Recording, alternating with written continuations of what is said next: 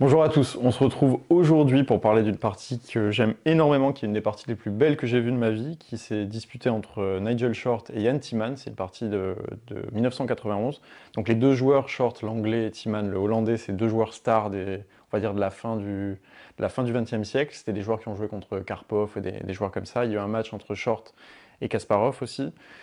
Short, moi c'est un joueur que j'aime beaucoup en termes de style de jeu. C'est un joueur super agressif, très créatif entre 2600 et 2700. Maintenant, vu qu'il est un peu plus âgé, il est moins fort, on va dire, qu'à l'époque de la partie, justement. Et vous allez voir qu'elle est très connue pour une idée unique, un truc vraiment d'une créativité incroyable. Donc je vais vous présenter cette partie qui, pour moi, fait partie de celles qu'on doit connaître presque par cœur, tellement elles sont magnifiques. Et on passe tout de suite à l'analyse. On passe donc à l'analyse de la partie entre Nigel Short et Jan Timman. Et donc regardez, déjà c'est une Alekhine. Donc première surprise, on sait que quand on voit cette ouverture, ça va être une partie chelou. Donc l'Alekhine, c'est quoi? C'est une ouverture hyper moderne. Ce qu'on appelle le groupe des ouvertures hyper modernes, c'est des ouvertures où on cède le centre à l'adversaire avec les noirs. Donc on invite, regardez, les blancs à pousser, à prendre le centre pour mieux dynamiter ça.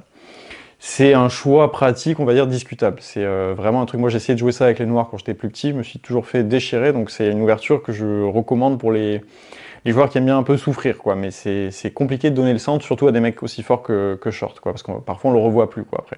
Donc là, regardez, E5, cavalier D5, D4, D6, là il y a plein de variantes possibles, cavalier F3, G6, regardez.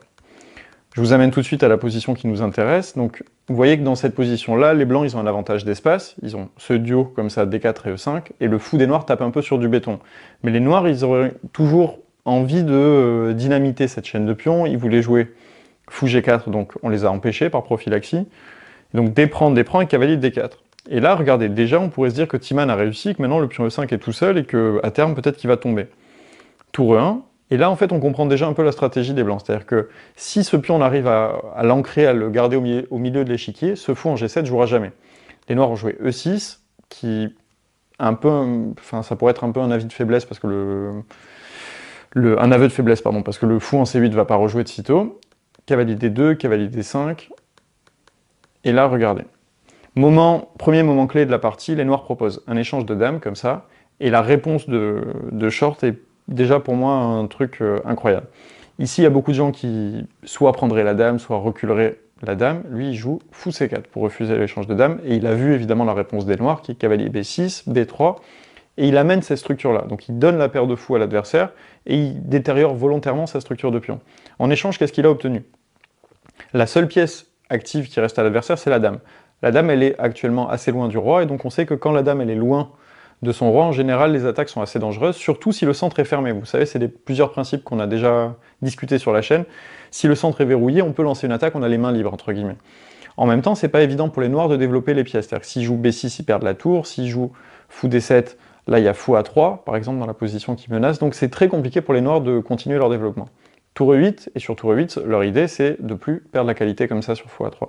Tour D1, dame C5, dame H4, les blancs commencent à faire basculer les pièces du côté qui nous intéresse, B6 pour sortir les pièces, fou E3, donc il se développe avec tempo, fou H6, et là pareil, si les noirs échangent, ça arrive très vite, dame prend, suivi de cavalier G5, et on rentre en H7.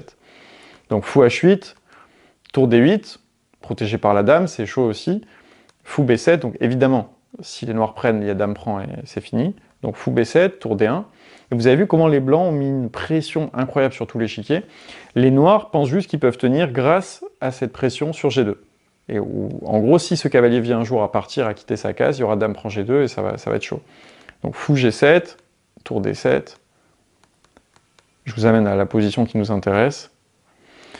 Dame F6, roi G8, et là regardez, il a encore serré son étreinte sur le pauvre Timman qui a les noirs et qui ne peut plus bouger.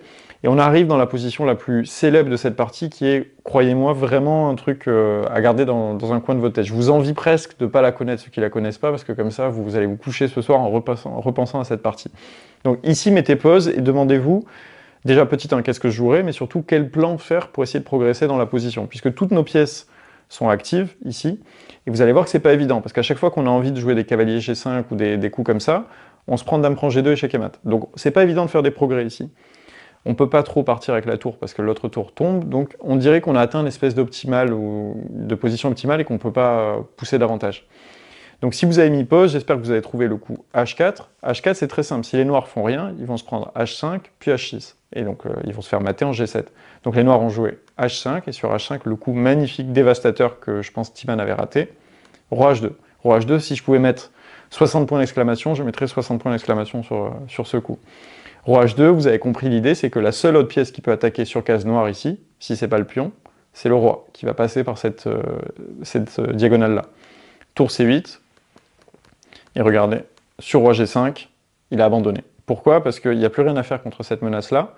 Si les noirs jouent Roi H7, il y a Dame prend G6 par exemple, grâce au clouage, et donc les noirs ne peuvent pas empêcher l'entrée du roi blanc. Donc c'est un scénario complètement dingue où il y a encore plein de pièces sur l'échiquier, où le roi permet de donner le mat à la fin.